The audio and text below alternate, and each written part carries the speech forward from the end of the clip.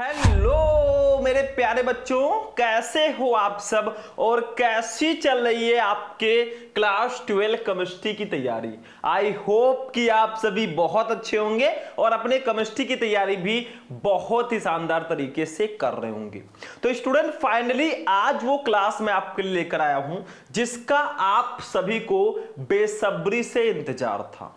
आपने शायद class 12 chemistry के चैप्टर 1 विलयन चैप्टर को आपने पढ़ लिया है और बहुत सारे स्टूडेंट कमेंट कर रहे थे सर इस चैप्टर के उन मोस्ट इंपॉर्टेंट क्वेश्चन आंसर को लेकर आइए जो हमारे बोर्ड एग्जाम 2026 में पूछे जाएं।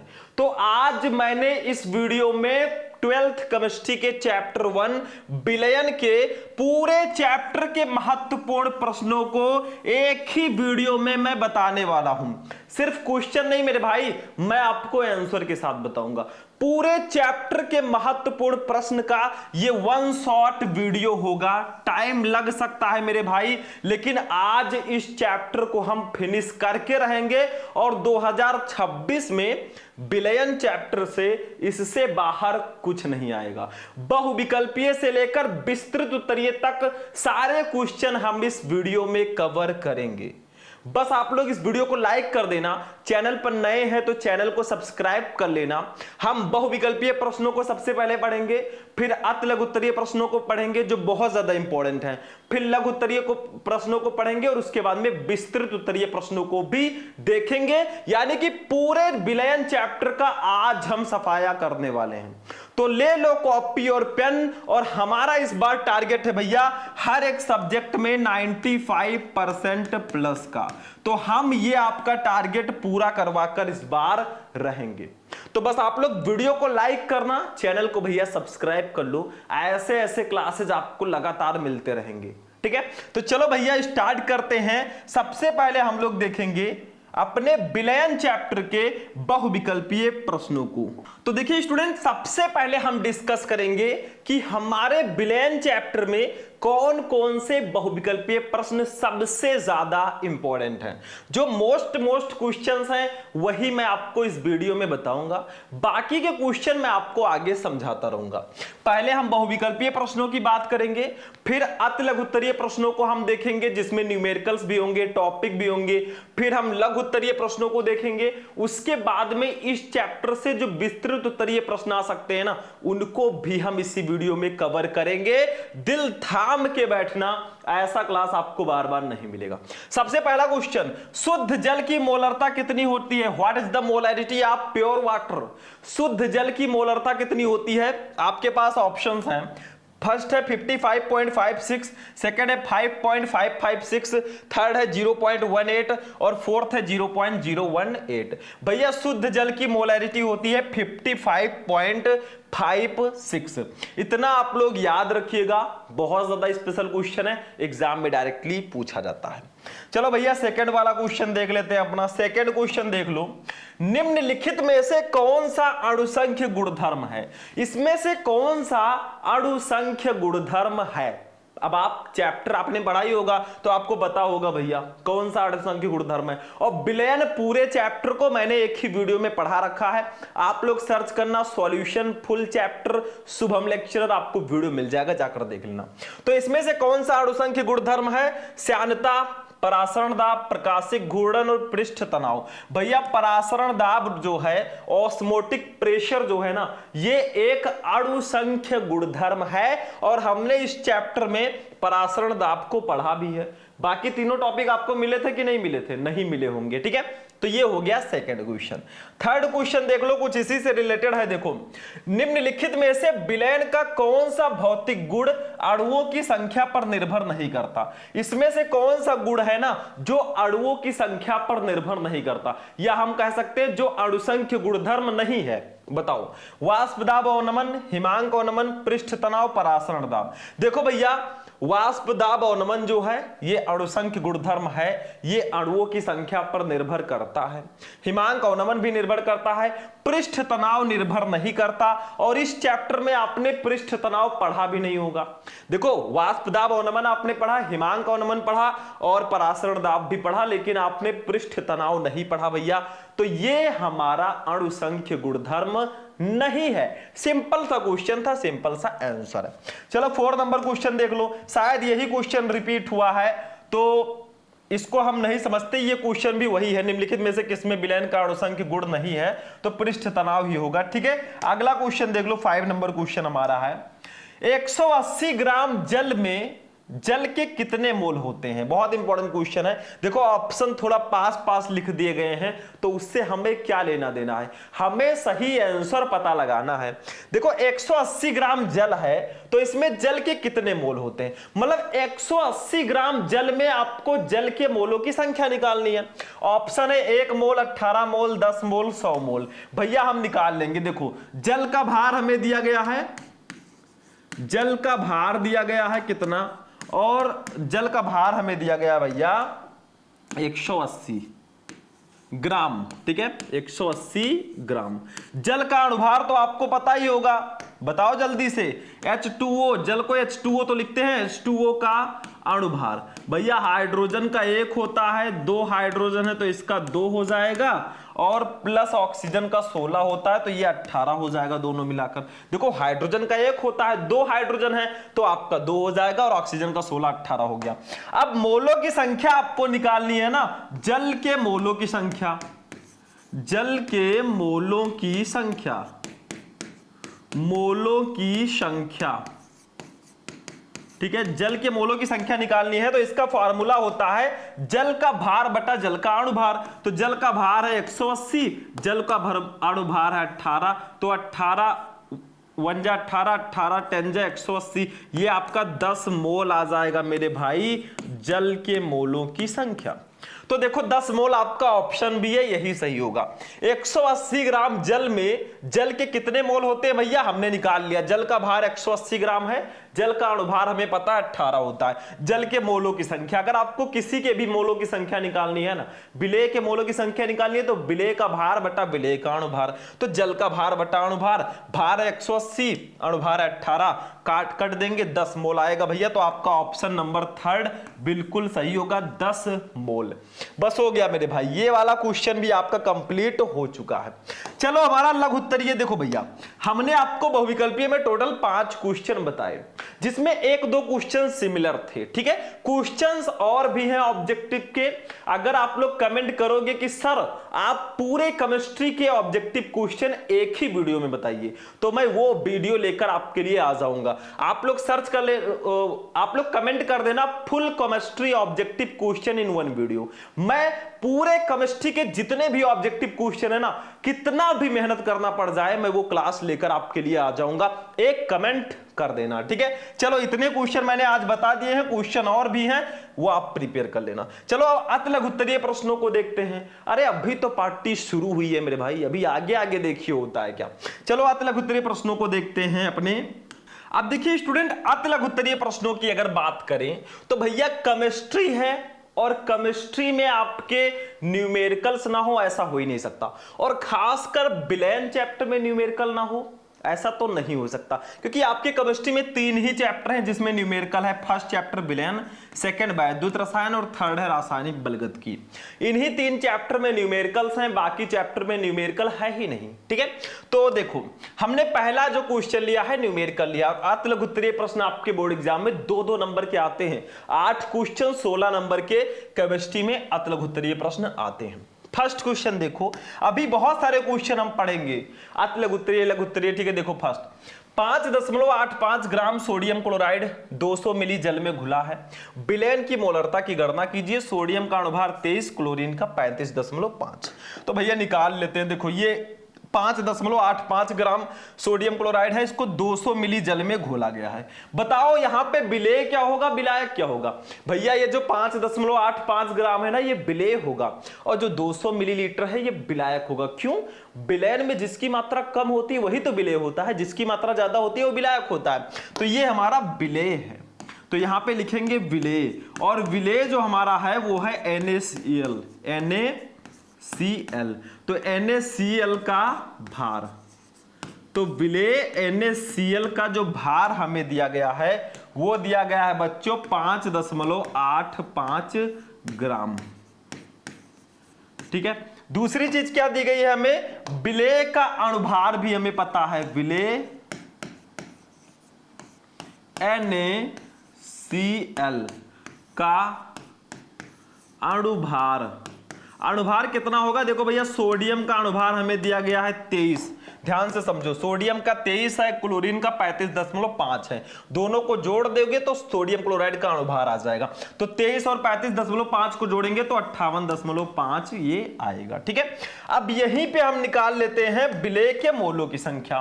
तो लिखिए विलेय के मोलों की संख्या, विलेय के मोलों की संख्या। ठीक है, तो विलेय के मोलों की संख्या कैसे निकालोगे, फार्मूला तो मैंने बताया ही है आपको, विलेय का भार बटा विलेय का अणुभार। ठीक है, विलेय का भार अपान विलेय का अणुभार, अणुभार ये हो गया मेरे भाई। अब देखो भार को अणुभार से डिवाइड कर दो, विलेय का भार हमारा है कितना है, देखो ऊपर 5.85 है। ठीक है, 5.85 और इसका जो अणुभार है वो 58.5 है भैया। तो 5.85 है, वो 58.5 है, तो 5.85 1 जा 5.85 और 10 जा 58.5, तो ये हमारा आ जाएगा विलेय के मोलों की संख्या जो आएगी। ध्यान से समझो एक एक को। ठीक है, देखो विलेय के मोलों की संख्या, विलेय के मोलों की संख्या, ठीक है, कितनी आ गई, देखो ध्यान से, ये आपका 1/10 है। 1/10 को जब हम डिवाइड करेंगे ना तो आपका आएगा 0.1, तो ये आ जाएगा 0.1 मोल, इतना आ गया। अब आप लोग पहले इसको नोट कर लो। एक चीज और निकाल दो, विलयन का आयतन भी निकाल लेते हैं। यहां पे देखो ध्यान से समझ लो, विलयन का आयतन,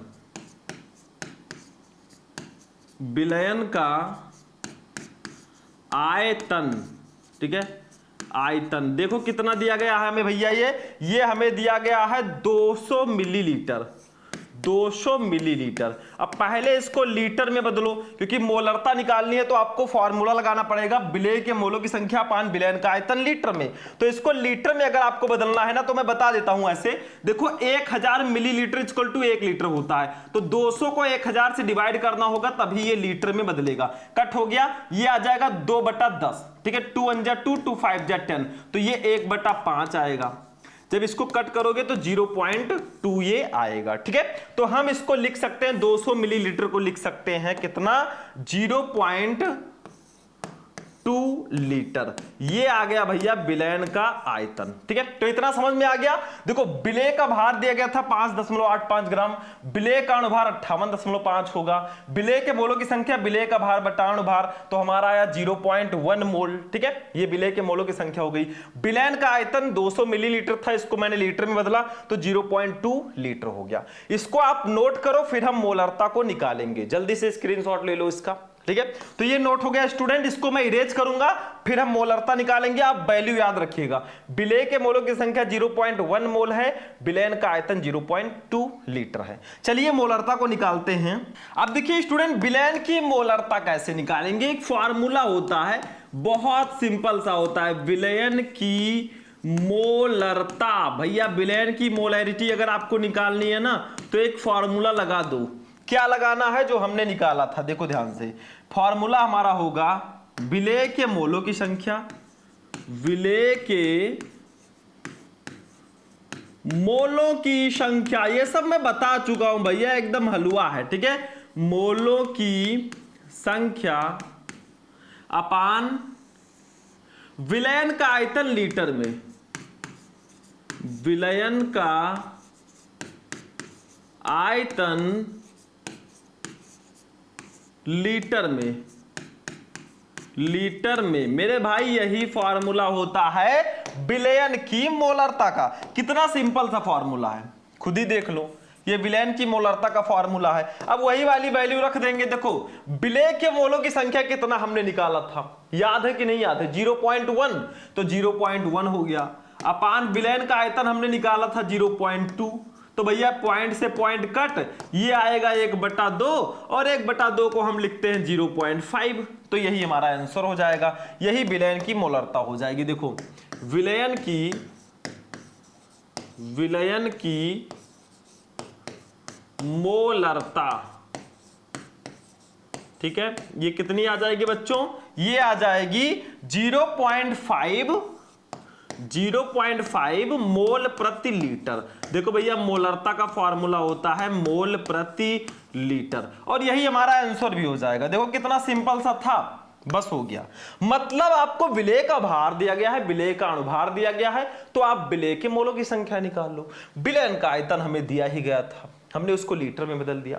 विलयन की मोलरता का फॉर्मूला विलेय के मोलों की संख्या अपान विलयन का आयतन लीटर में, बस भैया काट पीट करो 0.5 मोल प्रति लीटर, इसका आंसर आ जाएगा। देखो इसका मात्रक मोल प्रति लीटर क्यों होगा, देखो विलेय के मोलों की संख्या का मात्रक मोल, और भैया लीटर में है तो प्रति लीटर हो गया। चलो इसको नोट करो फटाफट, स्क्रीनशॉट लेते रहो, आगे आगे बढ़ते रहेंगे हम लोग, ठीक है। चलो हो गया, आगे बढ़ो मेरे भाई, दूसरा वाला क्वेश्चन देख लो। देखो एक क्वेश्चन इसमें आप लोग और याद रखना, शायद मैंने ना लिया हो, हेनरी का नियम आप लोग पढ़ लेना, हेनरी के नियम और उसके अनुप्रयोग और सीमाएं, ये पढ़ लेना। इसको मैंने अलग से भी पढ़ा रखा है, आप लोग सर्च करना हेनरी का नियम शुभम लेक्चरर, आपको वीडियो मिल जाएगा, जाकर देख लेना मेरे भाई। चलो दूसरा क्वेश्चन देखो, अब मोलरता निकाल दिया भैया, तो मोललता कहां पीछे रहेंगे, वो मोलरता था ये मोललता है, वो मोलैरिटी था ये मोलैलिटी है। देखो क्वेश्चन देखो, वही same process, 14.625 gram sodium chloride को 250 ग्राम जल में विलेय किया गया, प्राप्त विलयन की मोललता की गणना कीजिए। भैया यहां पे मोललता निकालनी है, विलयन की मोललता का फॉर्मूला क्या होता है, विलेय के मोलों की संख्या अपान विलायक का भार किलोग्राम में। तो पहले हम क्या करते हैं, देखो यहां पे हम निकालते हैं विलेय का, विलेय हमारा वही है NaCl,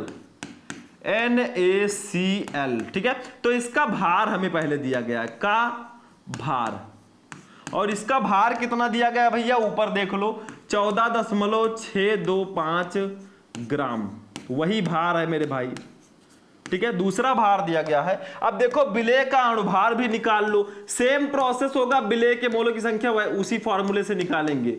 विलेय NaCl का अणुभार, ये कितना हो जाएगा बच्चों, ये हो जाएगा हमारा, कितना हो जाएगा, Na का 23, Cl का 35.5, ये 58.5 हो जाएगा। अब विलेय के मोलों की संख्या निकाल लो भैया, वही वाला फॉर्मूला लगाकर, विलेय के मोलों की संख्या, ठीक है, की संख्या। फॉर्मूला देखो मैं लिखूंगा नहीं, अब फॉर्मूला आप लोग लिख देना, विलेय का भार बटा विलेय का अणुभार। विलेय का भार है 14.625 ग्राम और अणुभार है 58.5 ग्राम, ठीक है। इसी को कट करेंगे तो ये हमारा कितना आएगा, देखो 14.625 है, तो 14 चौका 56, और आप कट करेंगे तो ये 1/4 आएगा। 1/4 को भी कट कर दो भैया तो आपका आएगा 0.25 अप्रोक्स, ठीक है, 0.25 अप्रोक्स नहीं, एकदम फिक्स है 100%। तो विलेय के मोलों की संख्या मैं ऐसे लिख देता हूं, ये हमारा आ गया भैया 0.25 मोल, ठीक है, ये है विलेय के मोलों की संख्या आ गई, ठीक है। अब देखो हम भैया विलायक का भार भी हमें निकालना पड़ेगा किलोग्राम में, ठीक है, क्यों, क्योंकि इसका फॉर्मूला मोललता अगर आपको निकालनी है ना, तो विलेय के मोलों की संख्या अपान विलायक का भार किलोग्राम में। तो यहां पे हम निकालेंगे अब विलायक का भार, विलायक का भार, इसको कैसे निकालोगे भैया, तो विलायक का भार हमें दिया गया, ऊपर देखो 250 ग्राम, 250 ग्राम, और वही सेम प्रोसेस है मेरे भाई, 250 ग्राम दिया है, इसको किलोग्राम में बदलो तो 1000 ग्राम इक्वल टू 1 किलोग्राम होता है, तो 250 बटा 1000 हो जाएगा। 0 से 0 कैंसिल, 25 को 100 से डिवाइड करोगे 0.25 आएगा। तो ये हमारा आ गया विलायक का भार जो आया ना, इसको अगर किलोग्राम में लिखेंगे तो 0.25, ये अब हो गया है किलोग्राम, ग्राम में। ठीक है, इतना हो गया। चलो ये इतना हो गया मेरे भाई। अब आप इसको नोट करो पहले, फिर हम विलयन की मोललता निकालेंगे। लेकिन एक बात ध्यान रखो बच्चों कि यहां पे विलेय के मोलों की संख्या 0.25 है और विलायक का भार भी 0.25 है। तो इसको नोट कर लो, फिर हम मोललता को निकाल लेते हैं। स्क्रीनशॉट ले लिया आपने और मैंने इरेज कर दिया। अब हम निकालते हैं विलयन की मोललता। विलयन की मोललता, मोलैलिटी ऑफ सॉल्यूशन। तो विलयन की मोललता जो होगी ना, उसका फार्मूला होगा विलेय के मोलों की संख्या, विलेय के मोलों की संख्या अपान विलायक का भार किलोग्राम में। विलायक का भार किलोग्राम में, किलोग्राम में मेरे भाई ये हो गया। यही फार्मूला होता है बच्चों विलयन की मोललता का। अब विलेय के मोलों की संख्या भी हमारी थी कितनी, 0.25 था, ये भी 0.25 और विलायक का भार भी था 0.25 किलोग्राम में। कट करो एक ही तो आएगा। तो लो भैया विलयन की मोललता जो आ गई, थोड़ा सा भाई लंबाई के कारण नीचे जाना पड़ रहा है, ठीक है बेटा। विलयन की मोललता, मोललता ये आ गया भैया, एक मोल प्रति किलोग्राम। यहां पे मोल प्रति किलोग्राम होगा भैया, वहां पे मोल प्रति लीटर था, यहां पे मोल प्रति किलोग्राम होगा। और फाइनली हमारा यही आंसर भी हो जाएगा। विलयन की मोललता आ चुकी है। तो भैया कुछ नहीं करना था, विलेय का भार और अणुभार दिया गया था, विलेय के मोलों की संख्या हमने निकाल ली, विलायक का भार दिया गया था, उसको किलोग्राम में बदल दिया। अब विलयन की मोललता का फॉर्मूला लगा दिया, विलेय के मोलों की संख्या अपन विलायक का भार किलोग्राम में, दोनों की वैल्यू 0.25 थी, तो हमारा विलयन की मोललता आ गई 1 मोल प्रति किलोग्राम। चलो इसको नोट करो, फिर हम आगे बढ़ेंगे।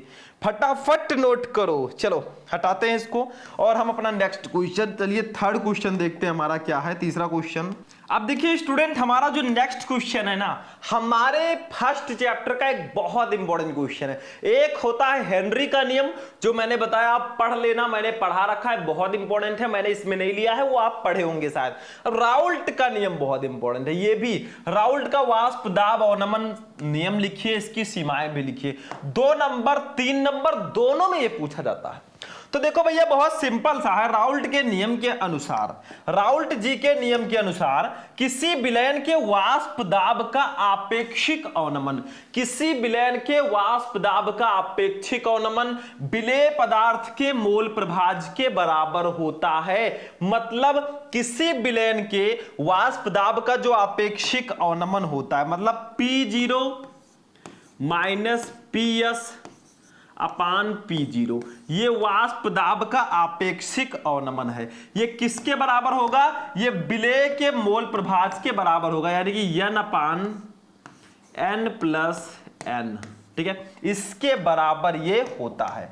ये होता है भैया राउल्ट के नियम का फॉर्मूला। याद रखना मेरे भाई, राउल्ट के नियम के अनुसार किसी विलयन के वाष्प दाब का आपेक्षिक अवनमन P0 माइनस PS अपान P0 जो है, ये विलेय पदार्थ के मोल प्रभाज्य के बराबर होगा। देखो P0 जो है ये शुद्ध विलायक का वाष्प दाब है, PS जो है ये विलयन का वाष्प दाब है। अब भैया विलेय के मोल प्रभाज्य के बराबर होता है। अब विलेय के मोल प्रभाज्य का फॉर्मूला मैंने आपको बताया ही था, विलेय के मोलों की संख्या अपान विलेय के मोलों की संख्या प्लस विलायक के मोलों की संख्या। जिसका मोल प्रभाज्य आपको निकालना है ना, उसके मोलों की संख्या ऊपर और नीचे दोनों जगह लिखेंगे। ठीक है, अब बेटा कोई पूछ ले आपसे गलती से कि P0 क्या है, PS क्या है, स्मॉल n क्या है और कैपिटल N क्या है, इसको मैं बता देता हूं। दोनों को सबको मैं बता दूं, थोड़ा थोड़ा याद रखिएगा, इंपॉर्टेंट है। ठीक है, चलो देखो P0 है शुद्ध विलायक का वाष्प दाब, शुद्ध विलायक का वाष्प दाब, वाष्प दाब। PS है विलयन का वाष्प दाब, विलयन का वाष्प दाब स्मॉल n है विलेय के मोलों की संख्या, विलेय के मोलों की संख्या, ठीक है। और कैपिटल N जो है ये विलायक के मोलों की संख्या है, विलायक के मोलों की संख्या, ठीक है। ये हो गया मेरे भाई। बस यही है राउल्ट के वाष्प दाब का नियम कि किसी विलयन के वाष्प दाब का आपेक्षिक अवनमन P0 माइनस PS अपान P0 ये विलेय पदार्थ के मोल प्रभाज के बराबर होगा, यानी कि equal to n upon small n plus capital N। P0 है शुद्ध विलायक का वाष्प दाब, PS है विलयन का वाष्प दाब, स्मॉल n है विलेय के मोलों की संख्या, कैपिटल N है विलायक के मोलों की संख्या। चलो इसको नोट करो फटाफट, फिर इसकी सीमाओं को देख लेते हैं, लिमिटेशंस ऑफ राउल्ट्स लॉ, ठीक है। चलो भैया कुछ सीमाएं समझ लो, दिया है कि नहीं दिया, सीमाएं पढ़ लो। सीमाएं क्या है राउल्ट जी की, जैसे हर एक चीज की एक लिमिट होती है, कि सब चीज की एक लिमिट होती है मेरे भाई। आप बहुत शरारती हैं, क्लास में बैठे हैं, आप बहुत शरारत करते हैं, टीचर आपको देख रहे हैं, अरे बच्चा है करने दो, लेकिन जब आप लिमिट पार कर देंगे ना शरारत का, भैया उसी वक्त आपको पनिशमेंट दिया जाएगा। तो राउल्ट के नियम की सीमाएं, राउल्ट का नियम तन विलयनों पर लागू होता है, सांद्र विलयन राउल्ट के नियम से विचलन प्रदर्शित करते हैं। राउल्ट जी का नियम तन विलयनों पर लागू होता है। तन विलयन का मतलब जिसमें विलेय की मात्रा कम हो, सांद्र विलयन का मतलब जिसमें विलयन की मात्रा विलेय की मात्रा ज्यादा हो। तो राउल्ट का नियम तन विलयनों पर लागू होता है, सांद्र विलयन राउल्ट के नियम का विचलन प्रदर्शित करते हैं। दूसरा, यह नियम केवल अवाष्पशील पदार्थों के विलयनों पर लागू होता है, ये दूसरा है। तीसरा, वैद्युत अपघट्यों के विलयनों पर राउल्ट का नियम लागू नहीं होता। जो विद्युत अपघट्य होते हैं ना, उनके विलयन पर राउल्ट का नियम लागू नहीं होता, जैसे कॉपर सल्फेट हो गया, हाइड्रोक्लोरिक एसिड हो गया, ठीक है। चौथा देख लो, यहां पे है जो पदार्थ विलयन में संगुणित हो जाते हैं, उन पदार्थों के विलयन भी राउल्ट के नियम का पालन नहीं करते। हो गया मेरे भाई, यही आप सीमाएं लिख दो, 4 उठाकर आपको पूरे नंबर मिल जाएंगे, कितने भी नंबर में पूछे जाए। चलो इसको नोट करो, फिर हम आगे बढ़ेंगे, नेक्स्ट क्वेश्चन देखेंगे, फटाफट नोट करो। चलो हो गया, चलो आगे देखते हैं अपना नेक्स्ट क्वेश्चन क्या है भैया, न्यूमेरिकल ही होगा शायद। अब देखिए स्टूडेंट, चौथा क्वेश्चन जो है ये भी एक न्यूमेरिकल है, 2 नंबर 3 नंबर सब में ये पूछा जाता है। बस जान लो, हमें नंबर से क्या लेना देना, हमें टॉपिक पता होना चाहिए भैया, किसी में भी लिख देंगे। देखो, 12 ग्राम ग्लूकोज को 100 ग्राम जल में घोलने पर विलयन का क्वथनांक 100.34 डिग्री सेल्सियस पाया गया। ग्लूकोज के मोलल उन्नयन स्थिरांक की गणना कीजिए। कार्बन का अणुभार 12, ऑक्सीजन का 16, हाइड्रोजन का 1 है।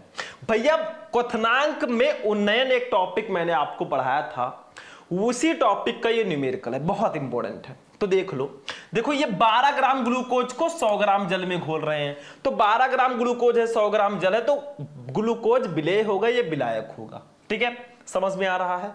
और जब इसको घोला हमने तो क्वथनांक में 100.34 डिग्री सेल्सियस, मतलब क्वथनांक में वृद्धि पाई गई, क्योंकि शुद्ध विलायक का क्वथनांक 100 डिग्री सेल्सियस होता है, लेकिन यहां पे 100.34 डिग्री सेल्सियस हुआ, मतलब क्वथनांक में बढ़ोतरी हुई, क्वथनांक का उन्नयन, ठीक है।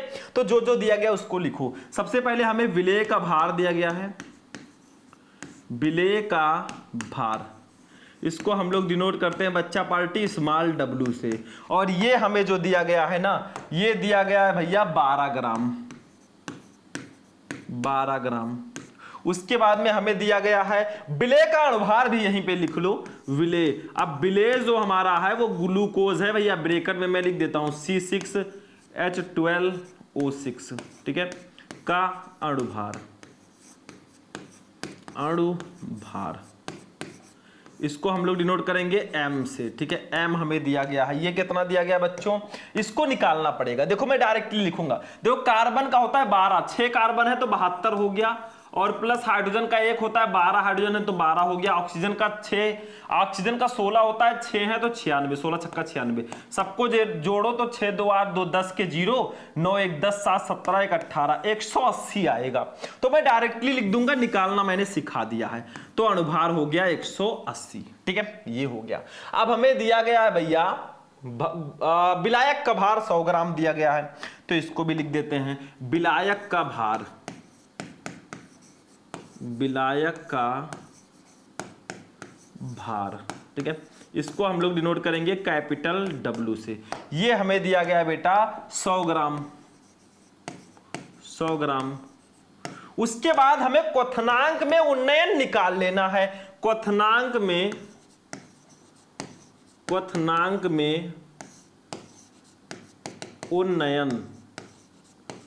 उन्नयन, ठीक है। ये इसको हम लोग डिनोट करते हैं डेल्टा टीबी से। तो जब इसको हम निकालेंगे भैया ना, तो एक काम करेंगे, बहुत सारे बच्चे क्या करेंगे, डायरेक्ट यही वैल्यू उठाकर लिख देंगे, तो न्यूमेरिकल गलत हो जाएगा। आपको करना क्या है, इसको जो है ना शुद्ध विलायक के शुद्ध विलायक के क्वथनांक में से आपको इसको घटा देना है। यानी कि टीएस जो आपका विलयन है, इसका क्वथनांक माइनस T0 जो शुद्ध विलायक का क्वथनांक होता है। देखो ये आपका विलयन का क्वथनांक है, इन दोनों को मिक्स किया गया तो ये क्वथनांक हुआ, तो इसमें से आपको 100 डिग्री सेल्सियस घटा देना है। तो हमारा यहाँ पे आएगा, ध्यान से समझ लो, हमारा आएगा टीएस है 100.34 माइनस 100 हो जाएगा, ठीक है। तो हमारा ये फाइनली आ जाएगा डेल्टा टीबी इक्वल टू आ जाएगा, ये आ जाएगा बेटा, ध्यान से समझो, ये आएगा 0.34। देखो भैया 100 डिग्री सेल्सियस, 100.34 डिग्री सेल्सियस में से आप 100 को घटाएंगे ना तो 0.34 आएगा। चलो मैं इसको साइड में अब इधर सॉल्व कर लेता हूं। हमें निकालना क्या है, हमें निकालना है ग्लूकोज के मोलल उन्नयन स्थिरांक की गणना करनी है, यानी कि निकालना है मोलल उन्नयन स्थिरांक। मोलल उन्नयन स्थिरांक बेटा, स्थिरांक, इसको हम लोग डिनोट करते हैं केबी से, और ये हमें निकालना है। देखो क्वथनांक में उन्नयन का जो मैंने फॉर्मूला बताया था ना, उसी फॉर्मूले को यहां पे लगाएंगे, लेकिन Kb इक्वल टू जो हमारा फॉर्मूला लगेगा, मैं डायरेक्टली आपको वो फॉर्मूला बता देता हूं। देखो Kb इक्वल टू होगा delta TB into M into capital W upon 1000, ठीक है, इंटू स्मॉल w। ये हो गया। अब आप लोग वैल्यू को रख दो, मैं साइड में ही रख देता हूं, ज्यादा जगह है नहीं। डेल्टा टीबी की वैल्यू है 0.34 इंटू एम की वैल्यू है, अनुभार है 180, कैपिटल W की वैल्यू कितनी है, कैपिटल W की वैल्यू है 100, तो 100 कर देंगे, अपान हो जाएगा 1000, ऐसे ही रहेगा। स्मॉल w की वैल्यू ऊपर देख लो कितनी है, 12 है भैया, तो 12 कर देंगे। अब चलो इसको सॉल्व कर लेते हैं बराबर। देखो आप 0.34 को 100 से गुणा कर दो तो ये दशमलव हट जाएगा, ये हो जाएगा 34 गुणे 180 हो जाएगा, अपान इधर हो जाएगा 12,000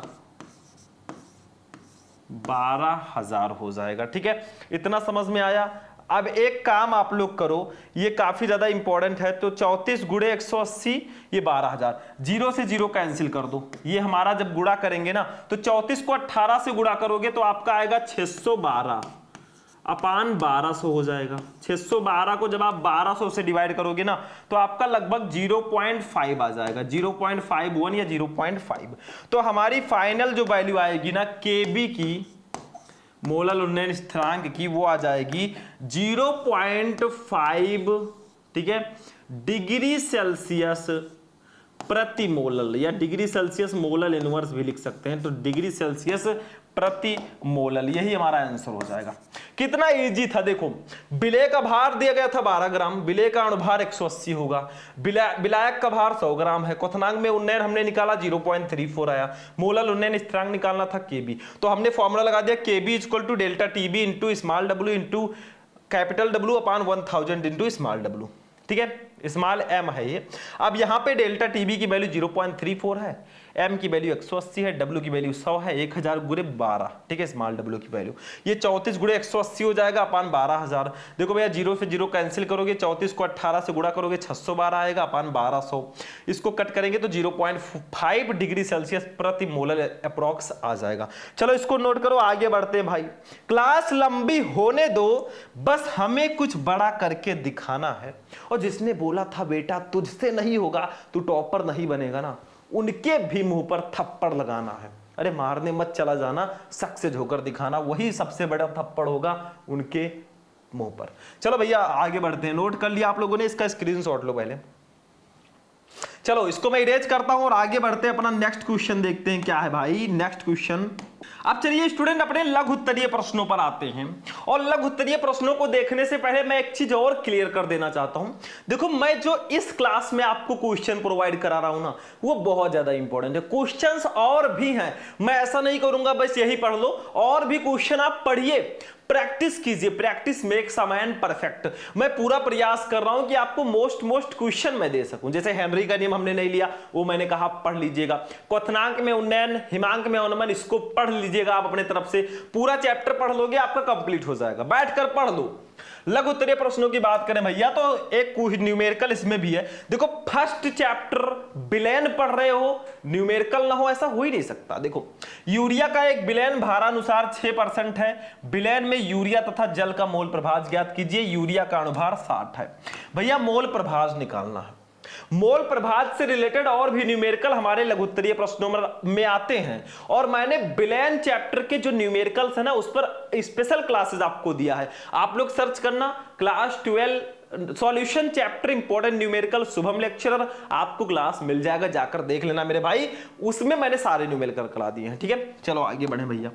एक क्वेश्चन यहां पे और देख लीजिए। चलो इसको मैं सॉल्व भी करा दूं, अगर आप लोग को हो तो करवा देता हूं। चलो करवा देता हूं। 1.822 ग्राम कार्बनिक यौगिक जिसका अणुभार 155 है, इसको 100 ग्राम जल में बेंजीन में घोलने पर हिमांक में 0.60 डिग्री सेल्सियस की कमी पाई गई। बेंजीन के मोलल अवनमन स्थिरांक की गणना कीजिए। भैया यहां पे मोलल अवनमन स्थिरांक निकालना है, और ये हिमांक में अवनमन से रिलेटेड क्वेश्चन है। देखो हिमांक में 0.60 डिग्री सेल्सियस की कमी पाई गई, हिमांक में अवनमन हुआ है, कमी हुई है। चलो इसको भी निकालते हैं। देखो वही सेम प्रोसेस, हमें विलेय का भार दिया गया है। विलेय का भार, इसको हम लोग डिनोट करते हैं स्मॉल w से। ये हमें दिया गया है बच्चा पार्टी 1.822 ग्राम। ठीक है, उसके बाद में हमें दिया गया है बेटा विलेय का अणुभार भी दिया गया है। विलेय का अणुभार, इसको हम लोग डिनोट करते हैं m से, और ये हमें दिया गया है बेटा 155। अब भैया विलायक का भार भी हमें दिया गया है, ऊपर देख लो विलायक का भार। विलायक का भार हमें दिया गया है। ठीक है, अब विलायक के भार को तो हम कैपिटल W से इसमें भी डिनोट करेंगे, तो कैपिटल W की वैल्यू है बेटा 100 ग्राम। 100 ग्राम तो 100 लिख देंगे। अब हम निकाल लेंगे मेरे भाई लोग हिमांक में अवनमन दिया गया, इसको निकालते हैं। हिमांक में अवनमन, इसको भी लिख देते हैं। हिमांक में अवनमन, हिमांक में जो कमी है इसको हम लोग डिनोट करते हैं डेल्टा TF से। देखो क्वथनांक में उन्नयन को हम डेल्टा TB से डिनोट करते थे, यहाँ पे डेल्टा TF होगा। ये 0.60 डिग्री सेल्सियस दिया गया है। उसके बाद हमें दिया गया है क्या निकालना है, मोलल अवनमन स्थिरांक। हमें निकालना है मोलल अवनमन स्थिरांक। ठीक है, इसको हम लोग डिनोट करते हैं बच्चा पार्टी KB से, सॉरी इसको हम लोग डिनोट करते हैं KF से। देखो यहाँ पे KF होगा, KB तो मोलल उन्नयन स्थिरांक को डिनोट करते हैं। ठीक है, तो यहाँ पे मोलल अवनमन स्थिरांक होगा, इसको हम KF से डिनोट करेंगे। इसकी वैल्यू है, इसको तो निकालना है। चलो बेटा निकाल लेते हैं, क्या है इसमें। चलो मोलल अवनमन स्थिरांक जो KF का फॉर्मूला होता है ना, कुछ उसी से रिलेटेड फॉर्मूला होगा जो मैंने बताया था आपको। क्या होगा, m into delta TF into capital W upon 1000 into small w। ये फार्मूला हो जाएगा बेटा लोग। चलो होगा फार्मूला, चलो यहां पे रख देते हैं वैल्यू, और क्या होगा, ज्यादा से ज्यादा सॉल्व कर लेंगे इसको। देखो KF इक्वल टू हमारा हो जाएगा, ध्यान से समझना। अब वैल्यू को रखेंगे हम, m की वैल्यू है 155, डेल्टा TF की वैल्यू है 0.60, कैपिटल W की वैल्यू तो वही 100 है भैया, विलायक का भार अपान 1000 है ये, इंटू स्मॉल w की वैल्यू है 1.822 है। चलो बेटा साइड में सॉल्व करो इसको, थोड़ा सा अपने हिसाब से देखो। 155 ये 0.60 है, देखो 155 को ऐसे रहने देंगे, 0.60 को 100 से गुणा करेंगे तो ये 60 हो जाएगा, अपान 1000 को 1.822 से गुणा करेंगे ना तो 1822 हो जाएगा। देखो ये दशमलव जो है हट जाएगा, ठीक है। अब गुणा कर देते हैं, देखो KF इक्वल टू हमारा होगा कितना, ध्यान से समझना, यहां पे हो जाएगा 155 को 60 से गुणा कर दो तो ये लगभग आएगा 9300 अपान 1822 को ऐसे रहने देंगे। इसको जब आप कट करोगे ना तो एक वैल्यू आएगी, वो वैल्यू क्या होगी, वो होगी 5.104। जब आप 9300 को 1822 से डिवाइड करोगे तो अप्रॉक्स इतना आएगा। तो KF इक्वल टू हमारा हो जाएगा, देखो ये हो जाएगा 5.104 डिग्री सेल्सियस प्रति मोलल, या मोलल इनवर्स भी कर सकते हैं, प्रति मोलल, ठीक है, वही वाला मात्रक। तो ये भी हो गया मेरे भाई, और ये भी न्यूमेरिकल फाइनली हमने सॉल्व कर लिया है। देखो क्लास काफी लॉन्ग होती जा रही है मेरे भाई, तो अब टेंशन मत लेना। तो क्या था, विलेय का भार दिया गया था, विलेय का अणुभार दिया गया था, विलायक का भार दिया गया था, हिमांक में अवनमन भी दिया गया था, ठीक है। हमें मोलल अवनमन स्थिरांक निकालना था, फॉर्मूला लगा दिया हमने, फाइनली हमारा आंसर आ गया 5.104 डिग्री सेल्सियस प्रति मोलल। चलो इसको नोट करो, स्क्रीनशॉट लो, फटाक से आगे बढ़ते हैं, ठीक है। चलो तीसरा क्वेश्चन, ये देखो ये वाला न्यूमेरिकल भैया मैंने ऑलरेडी सॉल्व करा रखा है। 72 ग्राम जल और 92 ग्राम एथिल अल्कोहल के मिश्रण में दोनों का मोल प्रभाज ज्ञात करो। ये न्यूमेरिकल मैंने पहले ही सॉल्व करा रखा है, आज मैं नहीं बताने वाला, क्लास वैसे भी बहुत लॉन्ग होती जा रही है। आप लोग सर्च कर लेना solution chapter important numerical Shubham lecturer, आपको वीडियो मिल जाएगा, जाकर देख लेना, ठीक है। चलो आगे बढ़ते हैं। परासरण दाब को परिभाषित कीजिए, परासरण दाब और विलेय के मोलर द्रव्यमान में संबंध स्थापित कीजिए। परासरण दाब क्या होता है, इसको मैंने अलग से भी पढ़ाया है, और विलेयन चैप्टर का जो वन शॉट वीडियो मैंने दिया है ना उसमें भी मैंने पढ़ाया है। आप लोग यूट्यूब पे जाना, सर्च करना परासरण दाब शुभम लेक्चरर, आपको वीडियो मिल जाएगा, पूरा मैंने एक्सप्लेन कर दिया है। अगर उसमें ना मिले, मिल जाएगा 100%, या तो आप सर्च कर लेना solution full chapter Shubham lecturer, उसमें भी आपको क्लास मिल जाएगा, जाकर देख लेना मेरे भाई। चलो अब विस्तृत उत्तरीय प्रश्नों की बात करें तो भैया विलेयन चैप्टर से लॉन्ग क्वेश्चन आने के चांसेस बहुत कम होते हैं। एक क्वेश्चन है जिसको मैं बता देता हूं, 5 नंबर में आ सकता है, लेकिन इसमें विस्तृत उत्तरीय प्रश्न जो है, लॉन्ग क्वेश्चन जो है ना, उसके आने के चांसेस ना के बराबर होते हैं। बट पढ़ लेना, ऐसे आता है, निम्न पदों को परिभाषित कीजिए, मोल अंश, मोललता, मोलरता, द्रव्यमान प्रतिशत, इन सबको आपको परिभाषित करना है, फॉर्मूला लिखना है, ऐसा दिया जा सकता है 5 नंबर में। बस हो गया मेरे भाई, लास्ट में थैंक यू ही बोल सकते हैं हम। तो आज का जो हमारा क्लास है ना वो यहीं पर फिनिश होगा। क्लास लॉन्ग था और पूरा मैंने केमिस्ट्री का फर्स्ट चैप्टर आज कंप्लीट करवा दिया, मतलब बहुविकल्पीय, अतलघुत्तरीय, लघुत्तरीय, विस्तृत उत्तरीय सारे मैंने इस चैप्टर के बता दिए। अगर आप चाहते हैं कि ऐसे ही मैं सारे चैप्टर के क्वेश्चन लाऊं तो बस वीडियो को जितना हो सके लाइक करो, चैनल को सब्सक्राइब कर लो, और हम फिर मिलेंगे किसी नेक्स्ट वीडियो में नेक्स्ट टॉपिक के साथ। तब तक के लिए मैं जा रहा हूं मेरे भाई, फिर मिलते हैं, तब तक के लिए जय हिंद।